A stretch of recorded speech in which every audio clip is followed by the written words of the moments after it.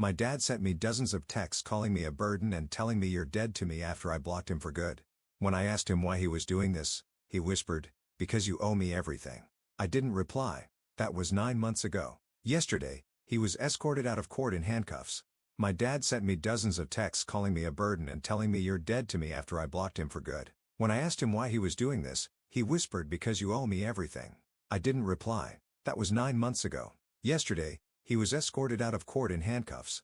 Growing up, my parents didn't have many rules, but to my dad, there was one that stood out from the rest: family loyalty. He said it was the only thing that mattered to him. So I spent my entire childhood trying to prove it mattered to me too. I hated football, but still played and even memorized his favorite football team. And whenever the topic of anything remotely related to family came up in school, I would volunteer the information that my dad's amazing and no one else can compare. And of course, I never complained to him about anything. Even when we'd play fight a little too hard and he left me with bruises, or when I heard him shouting at my mom over nothing. Because if I did one thing wrong, he'd go cold. Give me the silent treatment. Something I tried to avoid at all costs. Luckily, my mom didn't have that problem. So when I turned 15, they divorced. My dad seemed so genuinely heartbroken. He even gave me a chain with a broken heart on it, and said it was a reminder to be the man of the house for him. Well, I kept my promise, especially when my mom started seeing someone else. The plan was simple: scare my new stepdad away. Whenever he cleaned the house, I would trash it right after. Whenever he drove me to school, I'd blare the most sexual songs I knew. And practically every night that he stayed over, I'd run into my mom's bedroom and put on an Oscar-winning performance for Fake Night Terrors. "I can't believe it. I can't believe he's gone," I'd say while screaming, crying at the top of my lungs. But my stepdad wasn't giving up.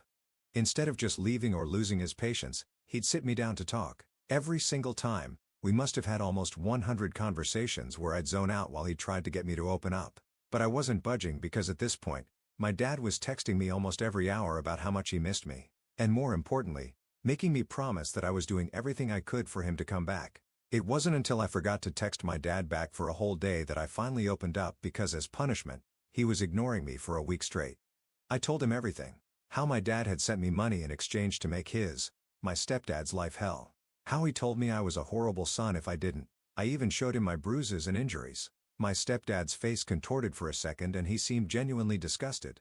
But then his face returned back to normal and he lunged at me for a hug. "You are so strong and so precious. I will do everything I can to protect you," he said. Up until that point, it was the most unconditional love I'd received from a male role model. And within seconds, I had tears running down my face, and I was getting snot all over his t-shirt. "Please, please, please don't tell my dad." He promised me that he wouldn't tell my dad, and he wouldn't tell my mom either. That night, I couldn't sleep. My mind was replaying memories of my dad. Ones that I had always tried to push away. Ones that made him look really bad. Like when he shouted at my mom that she was the W word because she wanted to wear a dress above her knees. Or when I asked him why he wasn't as nice as the other dads at school, and he started throwing things at me. Suddenly, all my fear was replaced with a deep sense of anger. The type of anger that starts growing in your chest and fills your entire body. So I blocked him on everything. I deleted every photo we had together and finally threw out his BS broken heart necklace. I never wanted to see him again. Unfortunately, life isn't that easy. But the first few weeks were bliss. For once, it didn't feel like I was being monitored 24/7. I could do things like talk to friends or smile at strangers without being told I was a shitty, unloyal son. And turns out, my stepdad is actually pretty great. I didn't feel judged while talking to him and he listened without shouting at me to man up. But little did I know, my dad wasn't letting go as easy as I thought he was, and what he did next was something more sinister than I could have ever imagined. And soon, he wouldn't just make our family crumble, but our lives too. Robert, my stepdad, noticed the change right away. He didn't make a big deal out of it, but I caught him smiling at me more. One night, he asked if I wanted to help him make dinner. We made this ridiculous mess trying to make homemade pizza, and I actually had fun. My mom came home and found flour all over the kitchen and both of us laughing. She looked so happy, she almost cried. I started opening up to Robert more, not about everything at once, but little by little. He never pushed, just listened. When I told him about how my dad made me play football even though I hated it, Robert asked what sports I actually liked. I mentioned basketball and the next weekend he took me to a court and we just shot hoops for hours. I was terrible at it, which made it even better somehow. His shots would go wildly off target, sometimes not even hitting the backboard, and we both end up laughing until our sides hurt. "You know," Robert said while we were taking a break, "it's okay to like what you like. You don't have to pretend to be interested in things just because someone else wants you to be. Such a simple thing to say, but it hit me hard. I'd spent so long trying to be what my dad wanted that I barely knew what I actually enjoyed anymore. About 3 weeks after I blocked my dad, I was helping Robert clean out the garage when my mom came running in, looking pale. "Your father just called me," she said, her voice shaking. "He's furious that you've blocked him. He's threatening to take me back to court for alienation." My stomach dropped. I hadn't told my mom about blocking him. I hadn't told her much of anything about what had been going on. Robert gave me a look that said it was my choice what to share. I took a deep breath and told her a simplified version. The dad had been making me spy on them and try to break them up. That I'd gotten tired of it and blocked him. I left out the money and the worst of what he'd said. She didn't need that pain. Mom looked devastated. "Why didn't you tell me? I could have helped." Her eyes filled with tears, her hands trembling as she reached for me. "He said you'd choose Robert over me if you knew," I admitted, and I was scared. She hugged me so tight I could barely breathe. Robert stood awkwardly to the side until Mom reached out and pulled him into our hug too. We stayed like that for a while. This weird little family unit that somehow felt more real than anything I'd experienced with my dad. The next day, my mom called her lawyer. I don't know exactly what they discussed, but she seemed less worried afterward. She assured me I wouldn't have to see my dad if I didn't want to, at least not right away. There might need to be some family counseling eventually, but she would protect me. For about a week, things were calm. I started sleeping better. I even joined the school basketball team, something I'd always wanted to do but never had because it conflicted with the football schedule my dad insisted on. Coach Quinn said I had natural talent, which felt amazing to hear. Then the texts started coming from numbers I didn't recognize. "You can block me but you can't escape me. A real man doesn't hide behind his mother. You're dead to me until you apologize." I showed them to Robert, who looked more concerned than I'd ever seen him. He helped me block each new number but they kept coming. Sometimes there would be days of silence, and I'd think it was over. Then another message would arrive, each one more disturbing than the last. "I know when you leave for school every day." That one really freaked me out. Was he watching the house? I started looking over my shoulder constantly, jumping at shadows. Robert noticed and started driving me to school every day instead of letting me walk. He never said why, but I knew he was worried too. One afternoon, I was at basketball practice when I saw a familiar figure standing at the edge of the gym. My dad, just watching, not approaching, not saying anything, just there. I froze mid-dribble and the ball bounced away. Coach Quinn asked if I was okay, and when I looked back, my dad was gone. I wondered if I'd imagined him. I didn't tell Mom or Robert about seeing him. I didn't want them to worry more than they already were, but I started having trouble sleeping again. Every noise at night made me think he was trying to break in. I checked the locks on my window over and over, the cool metal of the latches becoming familiar under my fingertips in the darkness. About a month after I'd blocked him, I came home from school to find my mom and Robert sitting at the kitchen table, looking serious. My first thought was that something had happened to my dad, and I felt this weird mix of relief and guilt wash over me. "Your father filed for full custody," my mom said without preamble. "He's claiming I've turned you against him and that I'm an unfit mother." The room seemed to tilt sideways. "He can't do that. I'm 15. Don't I get a say?" "You do," Robert said gently. "But it's going to be a process. We'll need to go to court." "I won't go with him," I said, panic rising in my throat. "I'll run away first." My mom reached for my hand. "It won't come to that. I promise, but there's something else." She slid her phone across the table. On the screen was a social media post for my dad. It was a long paragraph about how his ex-wife had poisoned his son against him, how she was mentally unstable, how her new boyfriend was trying to replace him. He tagged a bunch of family members and old friends. The comments were full of people sympathizing with him, calling my mom terrible names. "He's always been good at making himself the victim," my mom said quietly. "I should have warned you this might happen." I felt sick. People I knew, extended family, neighbors, parents of kids I went to elementary school with, they were all reading this, believing him. In his version, I was just a pawn being manipulated by my mom and Robert, not a person with my own thoughts and feelings. The next day at school was awful. Some kids whose parents were friends with my dad were giving me weird looks. One guy, Michael, who I'd known since kindergarten, came up to me at lunch. "My dad says your mom kidnapped you from your real dad," he said, like he was discussing the weather. "That's messed up, man." I wanted to punch him. Instead, I just walked away. My lunch tray clutched so tightly in my hands that my knuckles turned white, but the damage was done. Rumors spread fast in high school. By the end of the day, I'd heard variations ranging from his mom has him brainwashed to his stepdad threatened his real dad with a gun. It was insane. When Robert picked me up, I was practically vibrating with anger. "Everyone's talking about us," I said as soon as I got in the car. Dad's telling people you guys kidnapped me or something. Robert gripped the steering wheel tighter, but kept his voice calm. People love drama. They'll move on to something else soon. But what if they don't? What if the judge believes him? The judge will talk to you, Robert assured me. And unlike your classmates, they're trained to see through manipulation. I wanted to believe him, but I was scared. My dad could be incredibly charming when he wanted to be. He fooled people for years into thinking he was this great family man. What if he fooled the judge too? That weekend, I was helping Robert install some shelves in what had become my permanent bedroom at Mom's house when my phone rang. It was a number I didn't recognize, but something told me to answer it. Hello? Don't hang up. It was my dad's voice. My hands started shaking so bad I nearly dropped the phone. I just want to talk. I should have hung up. Instead, I said, I have nothing to say to you. Robert had stopped working and was watching me with concern. I put the phone on speaker so he could hear. I miss you, son, my dad said. His voice doing that thing where it gets all soft and sad. Sad. I don't know what they've been telling you about me, but I just want us to be a family again. You threatened to take me away from Mom, I said. You're telling people lies about us. I'm fighting for you because I love you, he said. Your mother is keeping you from me. That teacher she's with isn't your father. I am. I looked at Robert, who mouthed, you don't have to talk to him, but stayed quiet. Robert treats me better than you ever did, I said, surprising myself with my boldness. He doesn't make me pretend to be someone I'm not. There was a pause, and then my dad's voice changed completely. The fake softness vanished, replaced by the cold hard tone I knew all too well. So that's how it is? You're choosing them after everything I've done for you?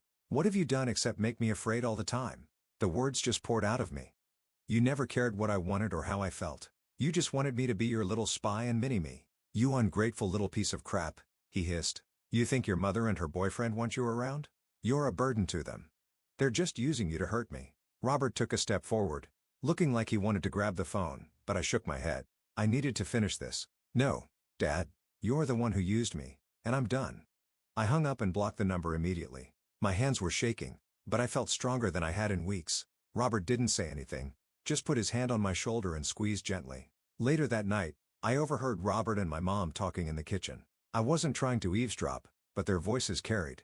We need to document everything, Robert was saying. Every threat, every time he shows up uninvited, the judge needs to see the pattern. I'm worried about what he might do, my mom replied. You don't know him like I do. When he feels cornered, he lashes out. We'll be careful, Robert assured her, but we can't let him intimidate us into giving up. I went back to my room feeling both scared and strangely comforted. They were taking this seriously, but they weren't backing down. For the first time in my life, I had adults actually protecting me instead of the other way around. The court date was set for 3 weeks away. In the meantime, my dad escalated his campaign. He started calling my mom's workplace, telling her boss she was mentally unstable. He showed up at my basketball games, just standing there watching until someone asked him to leave. He even contacted some of my teachers, claiming he was concerned about my declining mental health under my mother's care. Most people saw through it, but some didn't.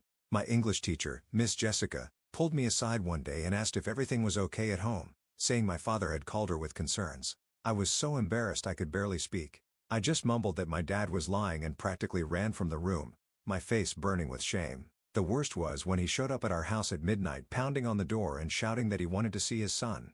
Robert called the police while my mom and I huddled in the back bedroom. I could hear the raw desperation in my dad's voice through the walls, a sound that was both terrifying and heartbreaking. By the time they arrived, he was gone. The officers took a report, but said there wasn't much they could do since he was my father and hadn't actually threatened anyone. After that night, Robert installed security cameras around the house. He also started sleeping on the couch instead of in Mom's room, saying he wanted to be near the front door just in case. I felt guilty that he was going through all this trouble because of me. It's not because of you, Robert told me when I mentioned it. It's because of your father's choices. Never blame yourself for someone else's bad behavior. The day before our court date, I came home from school to find a package on the porch with my name on it. No return address. I brought it inside cautiously. Don't open that, Robert said immediately. Let me check it first. He carefully opened the box while wearing kitchen gloves. Inside was the broken heart necklace I'd thrown away, along with a note that just said, "Remember your loyalty." The necklace was exactly as I remembered it. Silver chain, jagged broken heart pendant. But seeing it again sent a chill through me that I couldn't shake. Robert called the lawyer right away. That night, I had a full-blown panic attack. I couldn't breathe, couldn't stop shaking. My chest felt like it was being crushed, and my vision kept going dark around the edges. My mom sat with me for hours, just holding me and telling me everything would be okay. Robert made hot chocolate and sat on the floor near my bed, not crowding me but letting me know he was there. Eventually, I fell asleep from pure exhaustion. The next morning, we all got dressed in our nicest clothes and drove to the courthouse. My stomach was in knots. What if the judge made me go with my dad? What if all his lies worked? I'd heard stories about family court disasters where kids were forced to live with abusive parents because the system failed them. In the parking lot, Robert turned to face me from the front seat. Whatever happens in there, I want you to know something. You are the bravest person I've ever met. And no matter what some judge decides, you will always have a home with us. I nearly started crying right there, but managed to hold it together. We walked into the courthouse as a unit, my mom on one side of me and Robert on the other. My dad was already inside with his lawyer. He was wearing a suit I'd never seen before and had gotten a haircut. He looked like the perfect concerned father. When he saw me, he gave me this sad smile that made my skin crawl. I looked away. The hearing wasn't what I expected. It was in a small room, not a big courtroom. The judge was a middle-aged woman named Judge Reese, who had kind eyes, but a no-nonsense expression. She explained that today was just a preliminary hearing to determine temporary arrangements while the full custody case proceeded. My dad's lawyer went first, painting this picture of a heartbroken father whose son had been turned against him by a vindictive ex-wife and her new boyfriend. He talked about my dad's unwavering commitment to family values and how he just wanted a relationship with his only child. My dad nodded solemnly at all the right moments, occasionally dabbing at his eyes like he might cry. It was a masterful performance. If I hadn't lived with him, I might have believed it myself. Then our lawyer presented our side. She had documentation of everything. The threatening texts from unknown numbers that matched my dad's speech patterns, police reports from his midnight visit, statements from neighbors who'd seen him watching our house, even screenshots of his social media campaign against my mom. She also had a sealed letter from Robert's school principal vouching for his character and stability. The judge listened carefully to both sides and asked if I would speak with her privately in her chambers. My heart nearly stopped. This was it. My chance to tell the truth, but also the moment I feared most. What if she didn't believe me? Her office was small but comfortable. She had family photos on her desk and a small plant in the window. The sunlight filtering through the blinds cast a pattern of light and shadow across her desk, and I focused on that as I tried to calm my racing heart. "So," she said once we were seated, "this seems like a difficult situation for everyone. I'd like to hear your perspective." I took a deep breath and told her everything. About the years of walking on eggshells, about the play fighting that left bruises, about how my dad had paid me to sabotage my mom's relationship. I showed her the text he'd sent before I blocked him. I even told her about the broken heart necklace and what it really meant.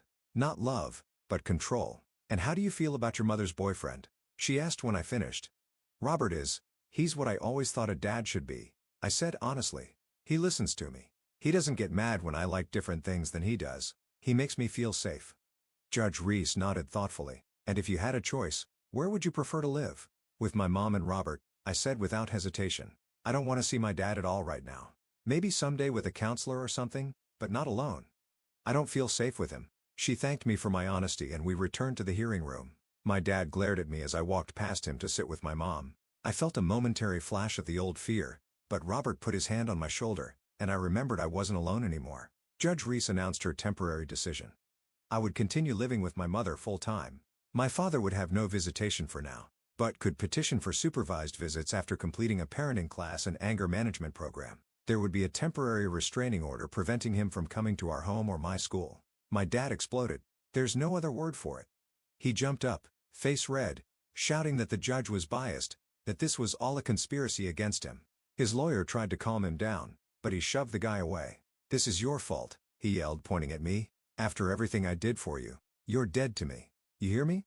Dead." Court officers moved toward him immediately. Judge Reese banged her gavel, ordered him removed from the courtroom. As they escorted him out, still shouting, I sat frozen in my chair. Even though I'd seen this side of him many times, watching him lose control in public was shocking. The mask had finally slipped where others could see it. The judge apologized to us for the outburst and said his behavior would be noted in her final custody determination. Our lawyer looked pleased. My dad had basically proven our case for us with his meltdown. As we left the courthouse, I felt lighter somehow. Like a weight I've been carrying for years had finally been lifted. My dad couldn't hurt us anymore, at least not legally. The restraining order meant he had to stay away. "Are you okay?" Robert asked as we walked to the car. I thought about it for a moment. "Yeah," I said. "I think I actually am." That night, we ordered pizza and watched movies together. Just a normal family night. No one mentioned my dad or the court hearing. It was like we all needed a break from the drama, a chance to just be together without fear hanging over us. As I was heading to bed, Robert stopped me in the hallway. "I'm really proud of you," he said. "What you did today took incredible courage." "I was terrified," I admitted. "That's what makes it brave," he said. "Doing something even though you're scared." I nodded, too tired for a deep conversation, but appreciating his words. As I turned to go to my room, he added something else. "By the way, I signed the permission slip for basketball camp this summer. If you still want to go." I'd mentioned the camp months ago, but had assumed it was out of the question with everything going on. The fact that Robert remembered that he was planning for a normal future where I got to do normal kid things hit me hard. "Yeah," I said, my voice a little rough. "I'd like that." I went to bed that night feeling something unfamiliar. Hope. Not just for tomorrow or next week, but for my future. For the first time, I could imagine a life where I wasn't constantly afraid. Where I could just be myself without consequences. Where family meant love and support, not control and fear. I knew it wouldn't be easy. My dad wasn't the type to give up, restraining order or not, and I had years of conditioning to overcome. The anxiety, the people-pleasing, the fear of making mistakes. But for the first time, I believed I could actually heal from my childhood. I had people in my corner now. Real people who loved me for who I was, not for what I could do for them. As I drifted off to sleep, I realized something else. I couldn't remember the last time I'd checked my phone for messages from my dad. I wasn't waiting for his approval anymore, and that felt like the biggest victory of all. I wish I could say things got easier after the court hearing, but that's not how life works, especially when you're dealing with someone like my dad. The restraining order kept him physically away from us, but he found other ways to make his presence felt. About a week after the hearing, my school counselor called me into her office. Apparently, my dad had been emailing all my teachers claiming I was being brainwashed and needed intervention. The counselor, Miss Barbara, seemed skeptical of his claims, but had to follow up. I ended up telling her a watered-down version of everything. She was actually pretty cool about it and promised to flag my dad's emails as harassment going forward. "Your teachers are here to support you," she told me, "not spy on you for your father." That was a relief. But things got weirder from there.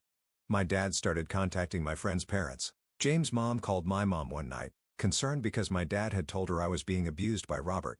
Luckily, she didn't believe him. She'd met Robert at a school function and thought he seemed great, but it was embarrassing knowing my dad was spreading these stories around. I tried to focus on basketball and school, but it was hard. Every time my phone buzzed with a notification, my heart would race thinking it might somehow be him. Robert noticed and suggested I change my ringtone and notification sounds. Such a simple thing, but it actually helped break that automatic fear response. One night about a month after the court hearing, I woke up around 2 a.m. needing to pee. As I walked past the living room, I noticed Robert was still up, sitting in the dark with just his laptop screen illuminating his face. He didn't see me, and I was about to continue to the bathroom when I heard him talking quietly on the phone. "I understand your concerns," he was saying, "but he's been through enough. The last thing he needs is more conflict." I froze, realizing he was talking about me. "No, I don't think that's a good idea," Robert continued. "Let's give him some time. He'll reach out when he's ready." I backed away quietly and returned to my room, forgetting about the bathroom entirely. Who was he talking to? It couldn't be my dad. Robert would never go behind my back like that, but it was definitely about me. The next morning at breakfast, Robert looked tired but normal. He didn't mention any late-night calls, and I didn't ask. Part of me was afraid to know. A few days later, I came home from basketball practice to find an unfamiliar car in our driveway. My first thought was that my dad had somehow gotten around the restraining order, and I nearly turned around and ran.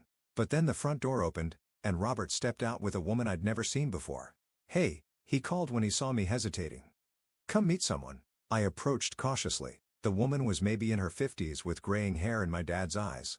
With a shock, I realized who she must be. "This is Karen," Robert said. "Your grandmother." My dad's mother. I'd met her exactly twice in my life. Once when I was too young to remember, and once at a family funeral when I was 7. My dad had always said she was too busy to visit, but I'd overheard enough arguments to know they didn't get along. "Hello," she said, looking nervous. "You've grown so much." I just stood there, not sure what to say. What was she doing here? How had she even found us? Robert sensed my confusion. "Karen reached out to your mom last week. She's been trying to contact you for years, but your dad, he told me you didn't want to see me." Karen finished. "That you weren't interested in knowing his side of the family." Another lie. I wasn't even surprised anymore. "Why now?" I asked. "I saw the court records."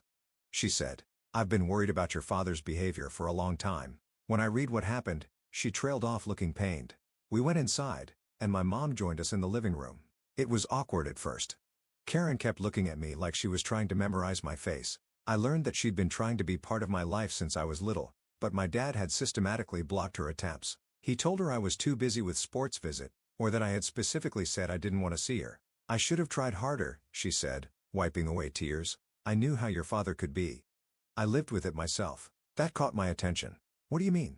She exchanged glances with my mom, who nodded slightly. Your father's behavior, the control, the manipulation, the anger.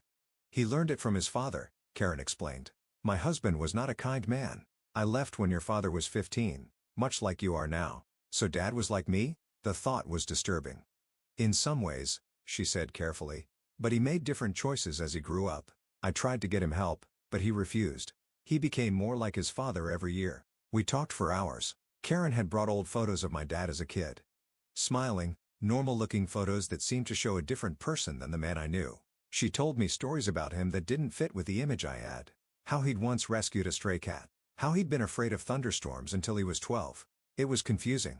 The dad in her stories sounded like someone I might have actually liked. What had happened to turn him into the monster I knew? Before she left, Karen gave me her phone number. No pressure, she said, but I'd like to be in your life, if you'll let me. I didn't commit to anything, but I saved her number. Robert had been quiet during most of the visit, just making sure everyone had drinks and snacks. As Karen was leaving, I overheard her thank him. For what? He asked. For the call, she said. For thinking he might need more family in his corner. So that's who Robert had been talking to that night. He'd reached out to my grandmother, thinking I might benefit from knowing my dad's side of the family. I wasn't sure how I felt about that. Part of me appreciated the thought, but another part felt weird that he'd done it without talking to me first. Later that night, I confronted him about it. You called my grandmother? Robert looked surprised, then guilty. I did. I should have discussed it with you first. Yeah, you should have, I said, feeling my anger rise. You promised not to go behind my back. You're right, he said simply. I broke your trust, and I'm sorry. His immediate apology deflated my anger a bit. He explained that he'd found Karen's information while gathering evidence for our case and had reached out thinking it might help me to know I had family beyond my dad who cared about me. But he acknowledged that he should have talked to me first. I messed up, he said. It won't happen again.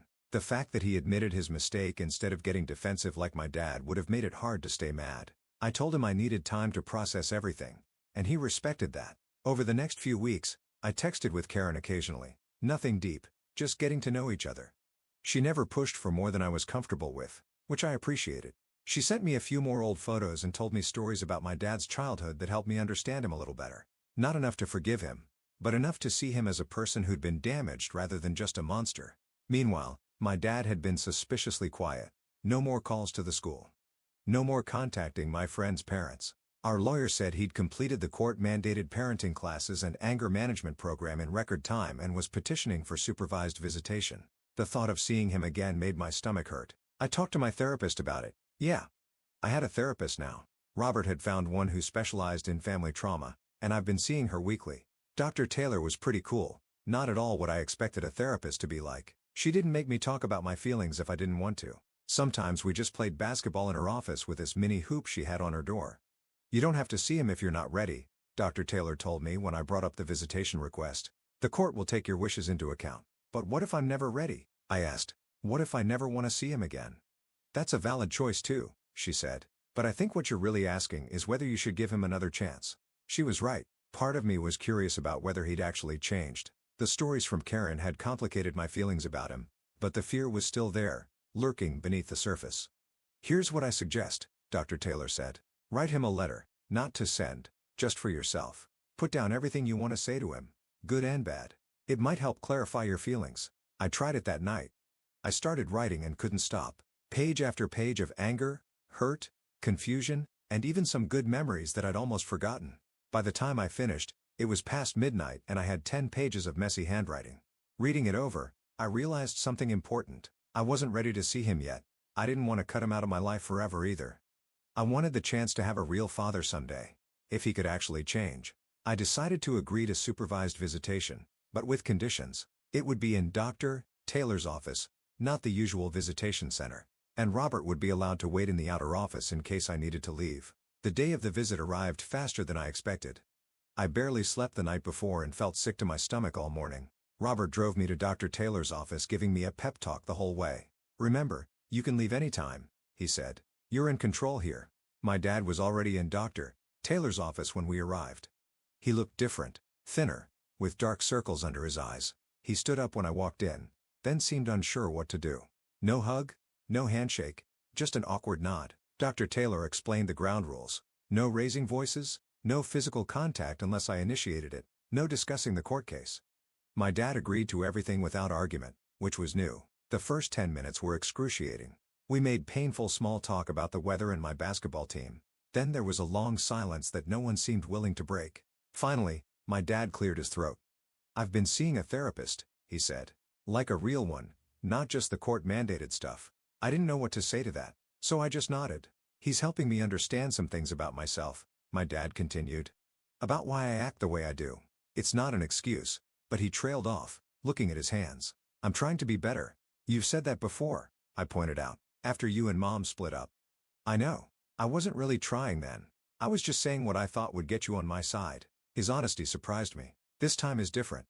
I'm doing it for me, not to convince anyone else." We talked for the full hour. It wasn't some magical reconciliation. There were awkward silences and moments where I could see his old anger flaring up before he controlled it. But it was the most honest conversation we'd ever had.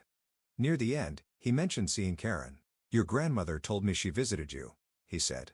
"I was angry at first, but my therapist helped me see that was selfish. You deserve to know your family." When our time was up, he didn't try to hug me or make plans for another visit. He just said he hoped I'd be willing to meet again sometime, but that he'd understand if I wasn't ready. I walked out to the waiting room where Robert was reading a magazine. He looked up anxiously, clearly trying to read my expression. "It was okay," I said. "Not great, not terrible, just okay." He seemed relieved. "Okay is a good start." Over the next few months, I met with my dad every other week. Each time got a little less awkward. He was different. Still my dad, with all the personality traits I recognized, but the explosive anger seemed contained. He listened more than he talked, which was definitely new. I learned things about him I'd never known. How he'd struggled in school with what would now be diagnosed as ADHD. How his own father had been physically abusive in ways that made my childhood look easy by comparison. How he'd promised himself he'd never hit his kids and had kept that promise but channeled his anger in other damaging ways. Understanding him better didn't erase what he'd done, but it helped me see him as a flawed human rather than a monster. And seeing him work on himself gave me hope that maybe someday we could have some kind of relationship. Meanwhile, life at home settled into a new normal. Robert officially moved in and we had a small celebration with just the three of us plus Karen. My basketball team made it to the state semifinals and everyone came to watch, even my dad, though he sat on the opposite side of the gym for my mom and Robert. One night about 6 months after the court hearing, Robert knocked on my bedroom door. He looked nervous, which was unusual for him. "Can we talk for a minute?" he asked. I put down my phone. "Sure. What's up?" He sat on the edge of my bed, fidgeting with something in his pocket. "I wanted to run something by you before I talk to your mom." My first thought was that he was moving out, and I felt a surge of panic. But then he pulled out a small box, and I realized what was happening. "I'm thinking of asking your mom to marry me," he said, "but I wanted to make sure you're okay with it first." I stared at the ring in the box. Nothing flashy. Just a simple band with a small diamond. It looked exactly like something my mom would like. "You're asking my permission?" I said, surprised. "Not permission exactly," he clarified. "More like, I want us to be a family, all three of us. If you're not ready for that, I can wait." I thought about how different this was from my dad's approach to everything. Robert wasn't telling me what was going to happen or manipulating me into accepting his decision. He was actually considering my feelings as equal to his own. "I think you should ask her," I said. "She'll say yes." His face lit up. "You think so?" "I know so," I said confidently. "She looks at you like you're her favorite person in the world." He proposed the next weekend during a picnic at the park. I helped set it up, keeping Mom distracted while Robert arranged everything. When she said yes, they both looked over at me and Robert waved me over to join their hug. It wasn't weird or forced. It just felt right. That night, I found the broken heart necklace my dad had sent back to me. I'd kept it in my desk drawer, not wanting to throw it away again, but not wanting to see it either. I took it out and looked at it for a long time, thinking about everything it represented. The manipulation, the control, the twisted idea of loyalty my dad had tried to instill in me. Then I put it in an envelope along with a short note. "I'm keeping this as a reminder of where we've been but not where we're going. Your son." I mailed it to my dad the next day. He never mentioned receiving it, but at our next meeting something was different. He seemed more at peace. Less like he was trying to win me back and more like he was just trying to know me. It's been a year now since that first court hearing. Things aren't perfect. They never are in real life. My dad and I still have awkward moments, and I doubt he'll ever be the father I wanted as a kid. But we're building something new, something based on who we actually are rather than who he wanted us to be. Robert and my mom got married in a small ceremony last month. I was the best man. My dad was invited but chose not to come, which was probably for the best. Karen came though and brought old family photos for memory table. Some of my basketball teammates were there too, along with Robert's family who have all been amazingly welcoming to me. Yesterday, Robert asked if I'd be okay with him legally adopting me, not to replace my dad, he explained, but to make official what we already feel, that we're family. I'm thinking about it. Part of me loves the idea, but another part worries about how my dad will take it. Dr. Taylor says that's normal. Balancing my needs against others' feelings is part of growing up. I don't know what I'll decide about the adoption or what the future holds with my dad, but for the first time in my life, I'm not afraid of making the wrong choice. I know that my worth isn't tied to pleasing someone else, that real family supports you no matter what, and that loyalty should be earned, not demanded. And that broken heart necklace? I don't need it anymore to remind me who I am or where I belong. I found my real home.